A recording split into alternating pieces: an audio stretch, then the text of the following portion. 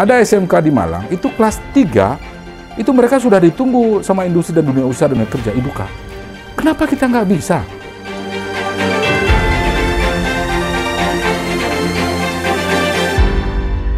Assalamualaikum warahmatullahi wabarakatuh. Waalaikumsalam warahmatullahi wabarakatuh. Para pemirsa AcehIBek.com, hari ini tetap kita dalam program PTM episode ke-33. Di depan kita sudah hadir Bapak Kepala Dinas Pendidikan Aceh, Bapak Dr. Handes Rahmat Fitri, HDMPA. Hari ini kita akan mengangkat tema ini mungkin sedikit menarik, langsung menyentuh kepada masyarakat bahwa strategi dan upaya peningkatan kualitas guru untuk siapa. Sekarang kita sudah mengangkat, Pak Kadis sendiri sudah berupaya bagaimana menguji kompetensi guru sehingga untuk penambahan peningkatan kualitas guru. Tapi untuk siapa? Untuk siapa itu? Setelah diangkat, setelah pengangkatan itu timbul pertanyaan, setelah guru terangkat, kapasitasnya terangkat, kualitasnya, mutunya, tapi untuk siapa? Nah, ini nanti akan kita bahas secara detail, termasuk bagaimana persoalan-persoalan guru yang dihadapi oleh guru, bagaimana strategi mengangkat untuk meningkatkan kualitas itu sendiri. Mari kita tanya langsung kepada Bapak Dr. Handes Rahmat Fitri, HDMPA yang telah berhadir. Selamat datang, Pak. Terima kasih di AcehIBek PTM ini pada hari ini. Terima kasih. Bagaimana Pak dengan kualitas guru sebagai guru, pekerjaan guru yang hari ini banyak disorot orang seolah-olah kurang bekerja, kurang kualitas, kurang kompetensi. Ternyata bukti di lapangan kita lihat selama ini sudah kita lihat banyak sekali hasil-hasil yang diperoleh oleh guru. Silakan Pak. Terima kasih Cubang Haji Teguh Anwar Ibrahim yang kami hormati, rekan-rekan AcehIBek.com yang kami banggakan. Auzubillahi minasyaitonirrajim. Bismillahirrahmanirrahim. Wa malaikatihi wa rasulihi abdu siratal mustaqim. Aqrabu bi rahmatika ya arhamar rahimin. Hudal lil muttaqin rahmatan lil alamin. La haula wala quwata illa billahil alim azim. Waalaikumsalam. Assalamualaikum warahmatullahi wabarakatuh. Waalaikumsalam warahmatullahi Alhamdulillahirabbil alamin. Allah hari ini ridho kita dipertemukan. Alhamdulillah. Dan tentunya harapan besar kita pertemuan ini dirahmati oleh Allah Subhanahu wa taala. Sehingga apa yang coba sampaikan dari awal pembukaan ini tadi, bahwa guru tiada tandingnya. Guru tiada yang bisa menggantikannya. Dan tentunya doa besar kita, harapan besar kita, kegiatan ini dirahmati dan diridhoi oleh Allah Subhanahu wa taala, sehingga tujuan dan cita-cita kita. Jadi dinas pendidikan itu ada karena ada guru, karena ada siswa, karena ada sekolah. Jadi kalau tidak ada mereka, untuk apa dinas pendidikan? Itu yang pertama sekali. Dan ini pula lah apa-apa yang menjadi tupoksi kita, tugas pokok dan fungsi kita sebagai unsur pelaksana daerah Provinsi Aceh di jajaran kependidikanan, kita sanggup dan mampu melaksanakannya, mewujudkannya atas izin dan berkenan Allah Subhanahu wa taala. Kemudian juga tiada henti dan putus-putusnya kita senantiasa menitipkan salam, sanjung-sanjungkan salam kita kepada Nabiullah Muhammad Rasulullah SAW, dan atas perjuangan Rasulullah beserta keluarga dan para sahabat yang diteruskan oleh para ulama dalam mengantarkan kita umatnya ke jalan yang dirahmati Allah Subhanahu wa taala. Baik Cubang, mengenai apa yang tema kita hari ini, bahwa ada game pemerintahan itu tidak bisa kita hindari, bahwa ingin maju, ingin berkembang, ingin bisa bersanding dengan provinsi-provinsi lain, itu minimal 3 hal dasar harus dimiliki oleh kita. Pertama sekali, bagaimana sumber daya manusia. Nah, khusus bagaimana sumber daya manusia itu, kalau berbicara sumber daya manusia, maka berbicara pendidikan. Nah, kalau berbicara pendidikan, maka tidak ada lain bahwa itu guru. Kita hadir pun di sini. Siapapun orang yang sekarang dari lagi mengaktifiti dirinya sendiri, itu semua bermula dari guru. Dan agama kita pun menjanjikan, menakkan bahwasanya ketika pendidikan ilmu itu akan ditinggikan derajatnya. Karenanya guru memang tak tertandingi itu. Peran dan fungsi guru luar biasa. Untuk itu pula lah langkah-langkah yang secara bertahap kita terus-menerus bagaimana kompetensi guru itu bisa kita laksanakan. Sementara begitu. Tapi apa namanya? Di guru sendiri sekarang ada juga fungsinya sebagai kreator misalnya, sebagai apa namanya?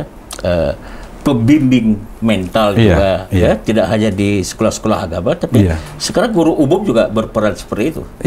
Nah, kembali kita masuk ke persoalan satuan pendidikan. Nah, di satuan pendidikan itu tidak hanya diajarkan pengetahuan, tidak hanya diajarkan keterampilan, tapi yang paling penting adalah bagaimana karakter. Dan karakter yang kita maknai di sini adalah khusus dan kekhasan kita adalah karakter yang bersendikan syariat. Nah, bagaimana kita mengartikan karakter itu pada adab, karakter itu adalah akhlak yang sumber nasnya jelas, Al-Quran. Jadi bukan Montesquieu. Ini termasuk buatan lokal ya? Ini diberikan keluasan dan kekhususan bagi Aceh melalui Undang-Undang Republik Indonesia nomor 11 itu. Itu adalah Undang-Undang Republik Indonesia nomor 11 itu tentang pemerintahan Aceh. Artinya keleluasan untuk daerah kita melaksanakan sebagaimana kekhususan dan kekhasan itu terpulang pada kita. Jadi artinya tidak ada istilah ini terhambat ya pendidikan Aceh? Oh tidak, makanya proses. Makanya kita harus mengenai proses. Dalam pendidikan itu yang harus dipastikan bagaimana proses pelaksanaan pembelajaran itu harus berlangsung dalam kondisi apapun. Proses, Pak. Proses itu. Kebijakan kita sendiri, Pak, dari pemerintah Aceh untuk meningkatkan kapasitas guru ini. Kondisi kekinian begini. Jadi kita memang ketika melaksanakan apapun kegiatan itu tentu namanya pemerintah, dasarnya aturan dan ketentuan. Nah, dimulai kemarin itu pada Maret, ketika pandemi ini menerima kita, yang sebelumnya di luar, dan ini memang terus terang kita gagap. Dunia juga gagap untuk menerimanya. Karenanya semua ketentuan-ketentuan itu kita berpatokan bagaimana pemerintah atasan dalam hal ini Kementerian Pendidikan dan Kebudayaan mengeluarkan ketentuan-ketentuan regulasi-regulasi itu dimulai dari surat edaran Menteri Pendidikan dan Kebudayaan nomor 36962 PMK tahun 2020 tanggal 17 Maret. Itu tentang pembelajaran secara daring dan bekerja dari rumah dalam rangka pencegahan penyebaran coronavirus disease. Kemudian Gubernur Aceh menindaklanjuti dengan surat keputusan Gubernur Aceh tentang penetapan status tanggap darurat skala provinsi untuk penanganan COVID-19. Kemudian kita di jajaran Dinas Pendidikan itu mengeluarkan surat menindaklanjuti dari surat keputusan Gubernur. Nah, itu surat Kepala Dinas Pendidikan Aceh. Itu tentang pelaksanaan surat instruksi Gubernur. Jadi pelaksanaannya tindak lanjut daripada surat Gubernur. Kemudian diteruskan dengan surat edaran Menteri Pendidikan dan Kebudayaan nomor 4 tahun 2020 tanggal 24 Maret. Sebulan setelah itu keluar lagi surat tentang pelaksanaan kebijakan pendidikan dalam masa darurat. Jadi dalam kondisi COVID-19 ini. Kemudian Bapak Gubernur mengeluarkan surat. Siapa tahu Pak ya? Tapi kami mendapat informasi ini menarik juga ini. Justru Aceh di COVID ini justru butuh ada perolehan prestasi yang kami dapat informasi ini. Mungkin Bapak nanti bisa menjelaskan ini. Ini secara nasional juga justru meningkat, Pak. Ini apa? Tidak perlu ya kita doakan COVID berlanjut ya. Karena ketika COVID justru ada ini makin rajin nih, Pak. Gimana ceritanya? Izin Bang ya.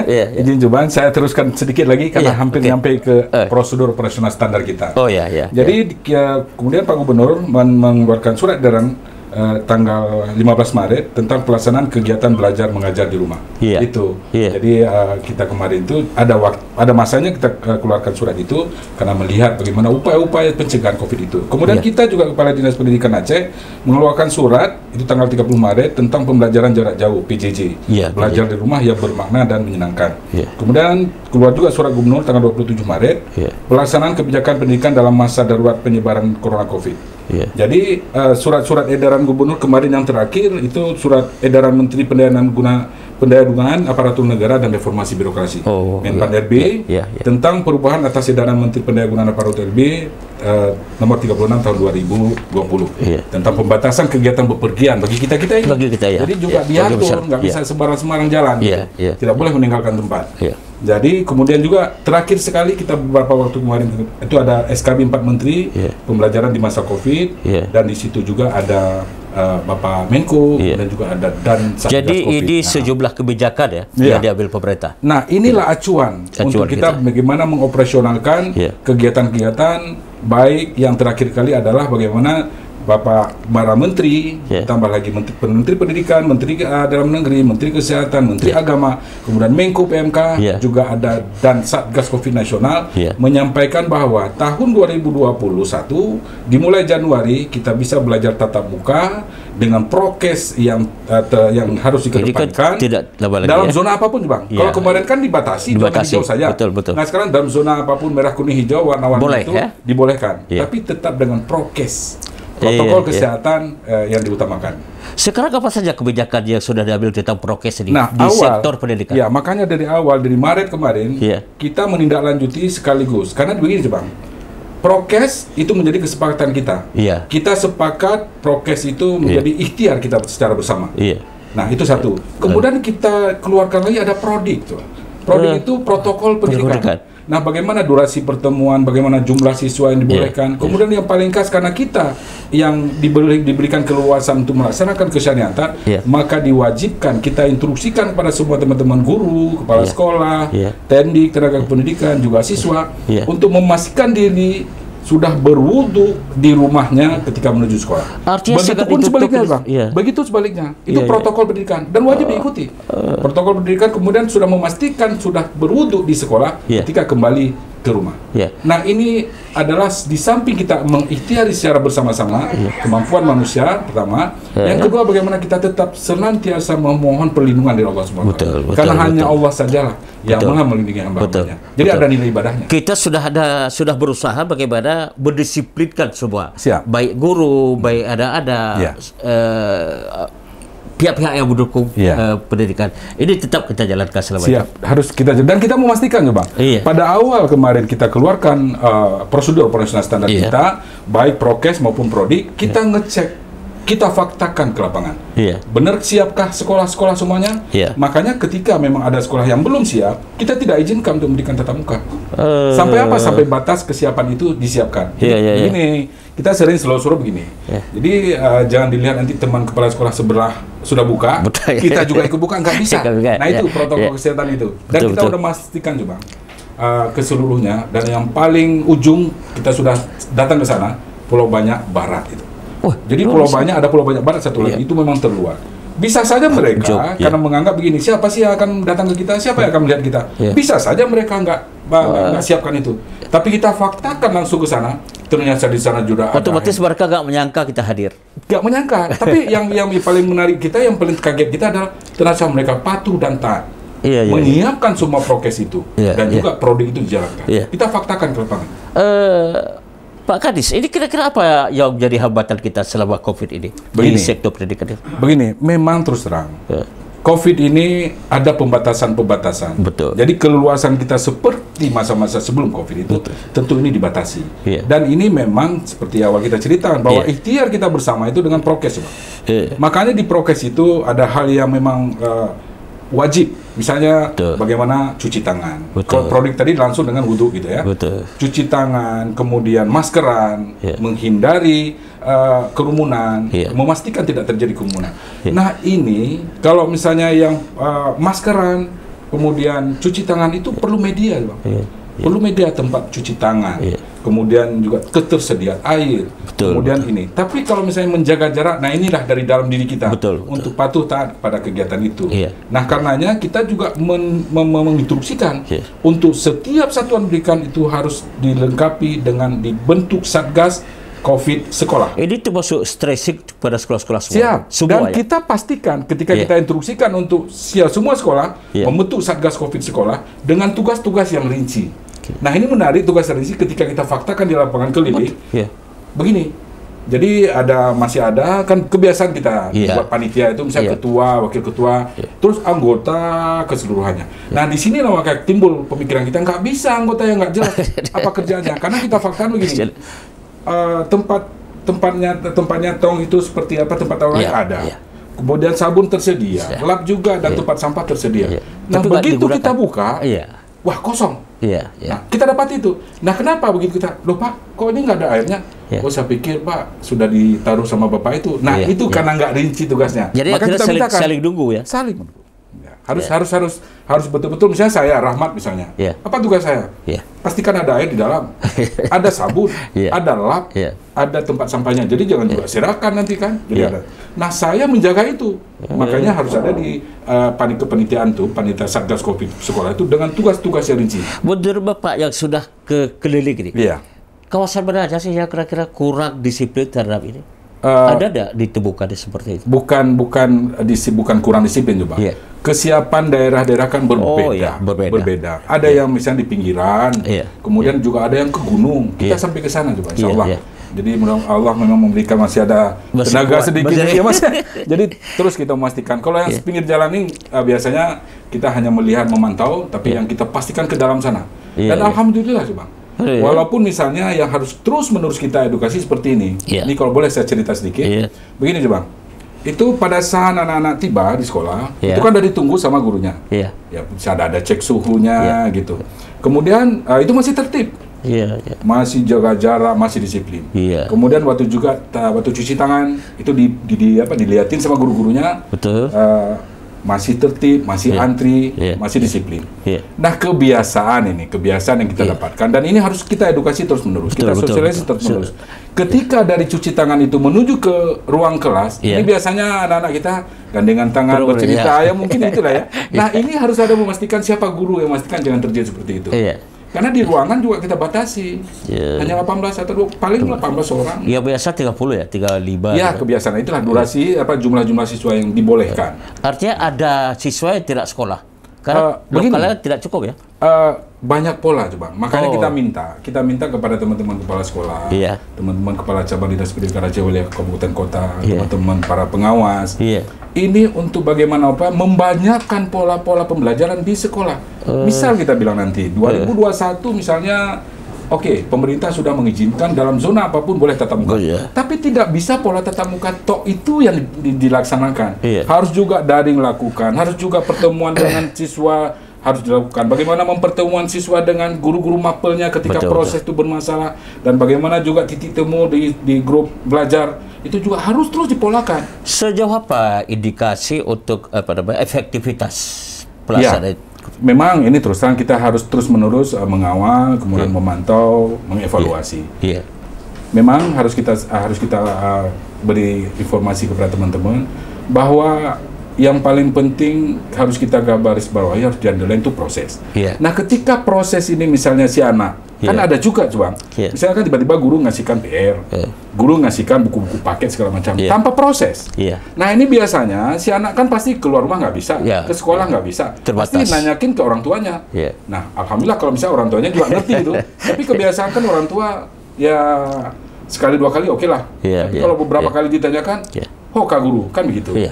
Punya guru, gimana caranya? Jadi sebentar, saya ingin tahu juga ini batasan-batasan yang diberikan misalnya apa istilahnya dinas cabang ya, atau tugas-tugas dinas cabang. Apakah ini termasuk dalam pejabat pengawas di untuk prokes ini? Begini.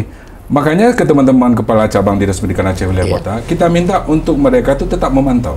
Begini Bang, kebiasaan kita begini, ketika sesuatu terjadi yang ngerti itu dalam satuan pendidikan itu sendiri, lingkungan itu. Internal itu. Makanya kita berikan kewenangan buat mereka ketika terjadi sesuatu dalam proses di satuan pendidikan itu, maka mereka berhak menghentikan.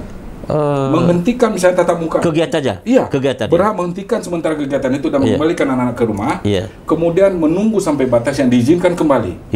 Ini kita berikan hak. Kemudian juga kepada pengawas, kepada teman-teman kita pengawas untuk mensupervisi kegiatan ini. Dan lagi ke teman kepala cabang, kita minta untuk membentuk juga misalnya tim mereka untuk pemantauan. Karena bisa saja, bisa saja. Nah, inilah karena memang terus ada kita memastikan tuh pengawasan terus berlangsung.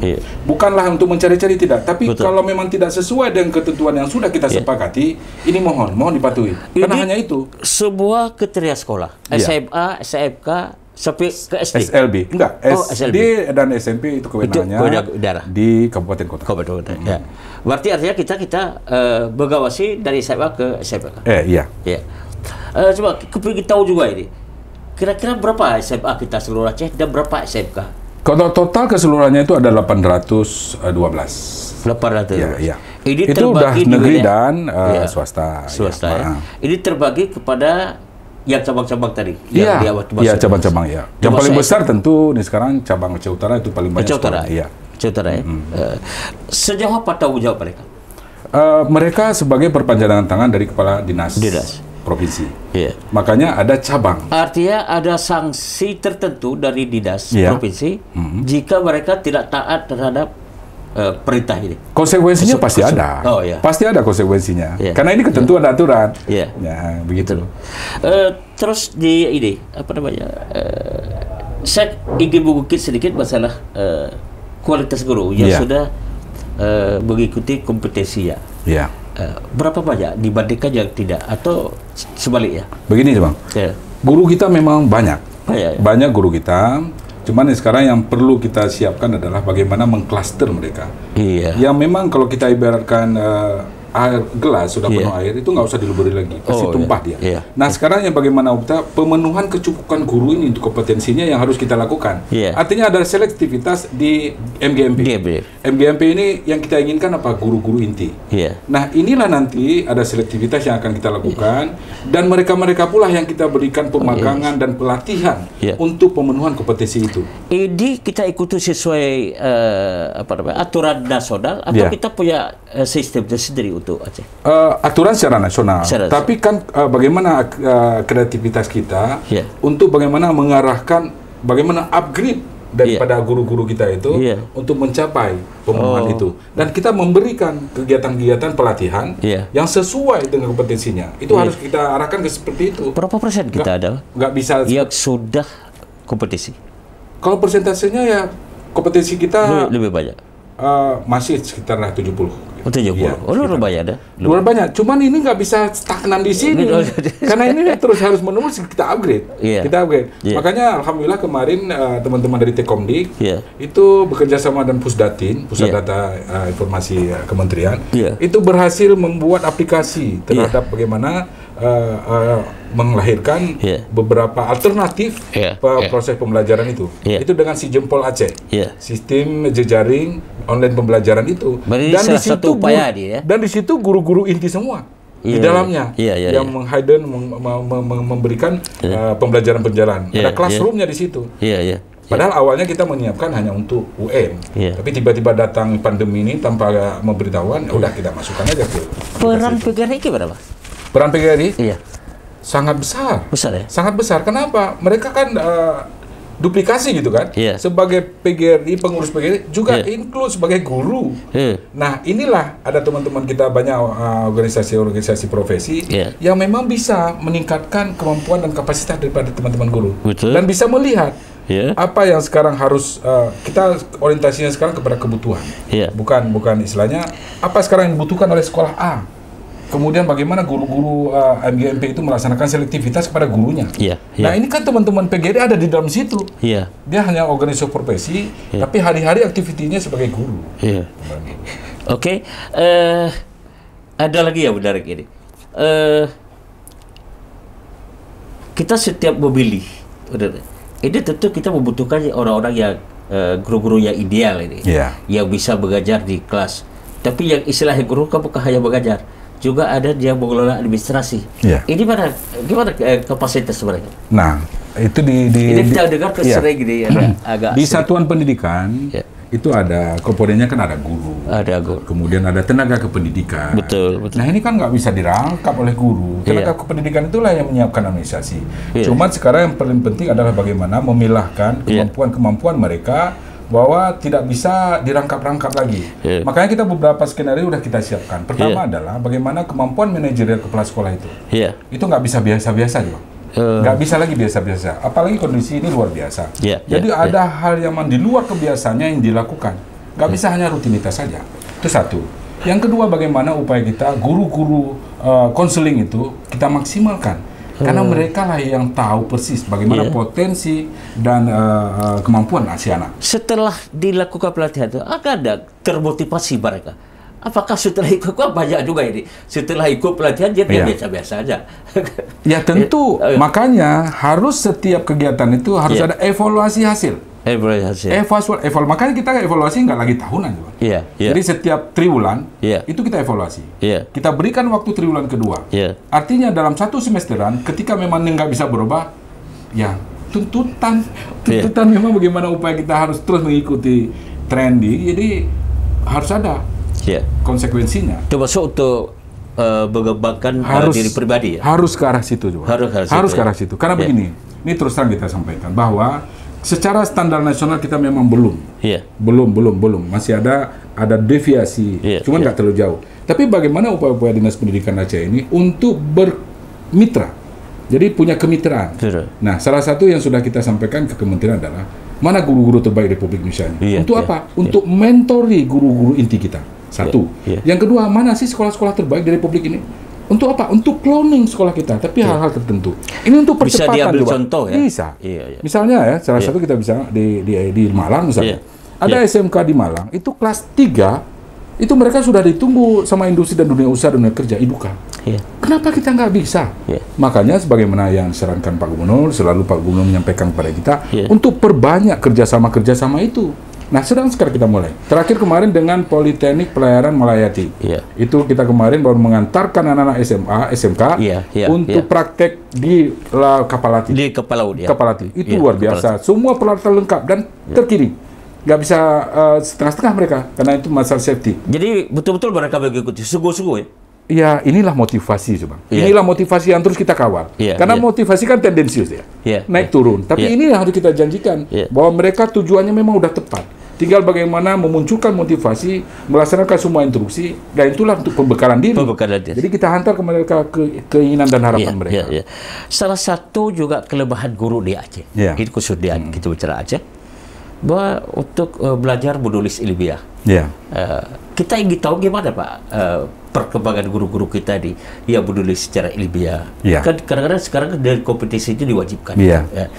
Ada nggak daya tarik ya mereka? Ada, coba. Atau hanya sebatas lepas? Karena begini, ada program literasi. Jadi literasi ini, makanya guru-guru harus memang ngembangin siswa-siswinya. Ketika memang siswa-siswinya udah memproduk buku, dan kita sudah kunjungi salah satu sekolah di Lok Sumawe itu, bagaimana mereka memaparkan hasil karya anak-anaknya dalam hal literasi, bukan hanya membaca, tapi juga menulis dan menyiapkan buku, mencetak buku.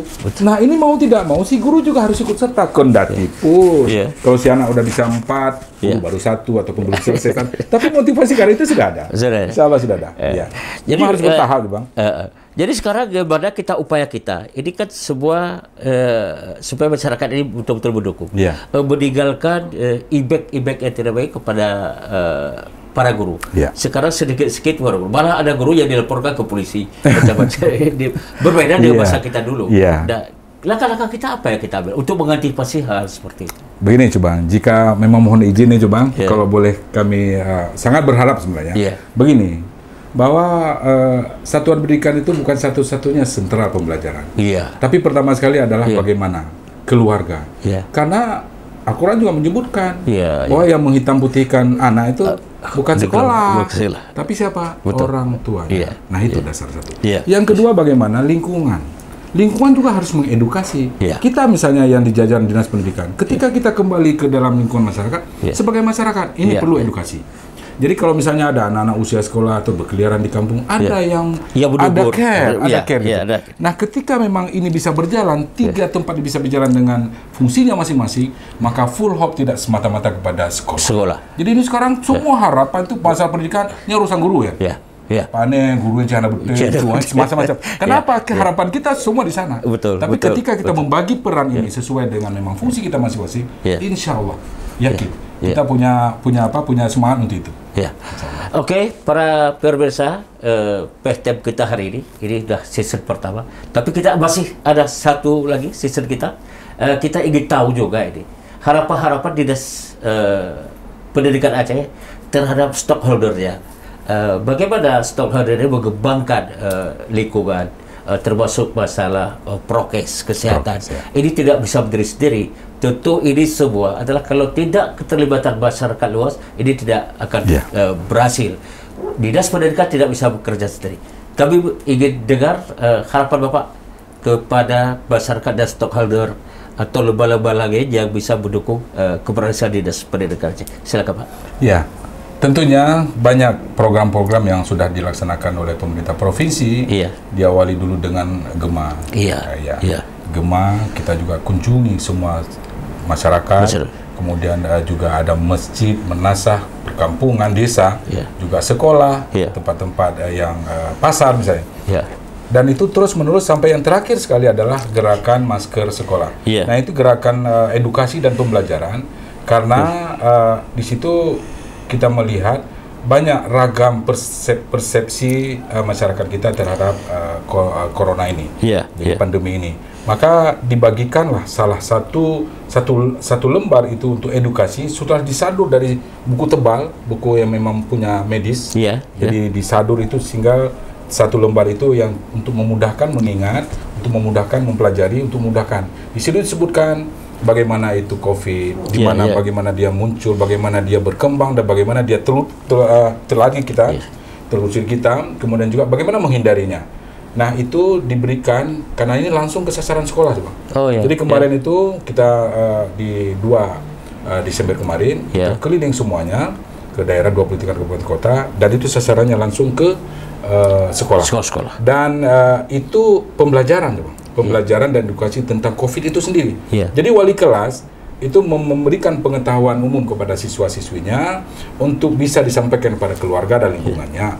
Nah setelah itu baru mempraktekkan bagaimana peragaan memakai masker yang benar itu. Biasa kita di luar juga seperti ini, padahal harusnya seperti ini. Jadi harus betul-betul ketutup, karena itu antar sesama manusia. Ya inilah dan inilah saling bertransport.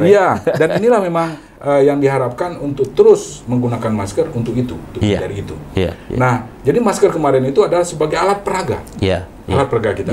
Alhamdulillah disambut dengan antusias semua masyarakat, dan ini butuh dukungan full. Setelah di sekolah perlu dukungan masyarakat. Alhamdulillah masyarakat kita sudah mulai mengikuti dan baik, dan mudah-mudahan ini terus kita jaga bersama.